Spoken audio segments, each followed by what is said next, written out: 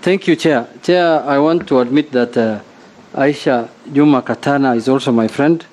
We have done politics together, but today we are on another suitability and other things that you've said. So, Chair, the question I wanted to put to the nominee is that, Chair, I know that she has given us her background and her story, and I empathize with her. That's the journey of all of us. Even some of us went through the same journey to where we are. But, Chair, she is now joining the cabinet of the Republic of Kenya. She's not going to that other offices that she talked about. And Chair, the cabinet is one of the highest, decision-making organ of the country. For that reason, it has to have the right men and women who can deal with things effectively and properly as required by the law.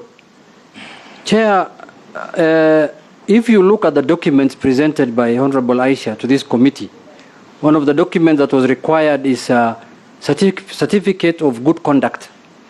Certificate of good conduct. Good conduct.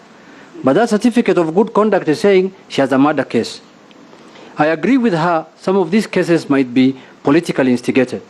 But Chair, now that those matters are before a competent court of law, the court will decide. The courts have brains also. They will say this has no evidence, this was politically instigated, and they will dismiss the case.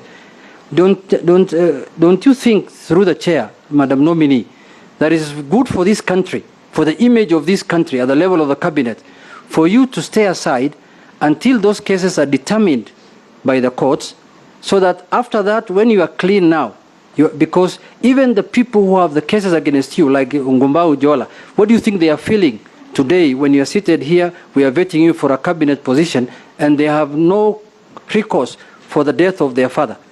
And look at the Constitution, Article 73.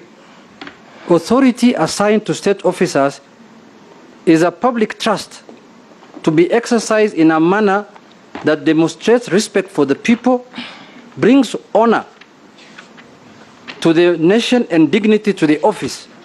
That's the office of the Cabinet Secretary. And lastly, promotes public confidence in the integrity of the office. Do you think when all these cases are hanging, and I'm not judging you, I'm not saying you are guilty of those cases, but I've told you they are before a competent court of law, and I'm sure the court will decide.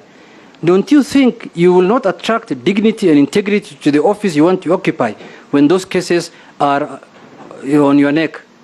Thank you, Mr. Chair.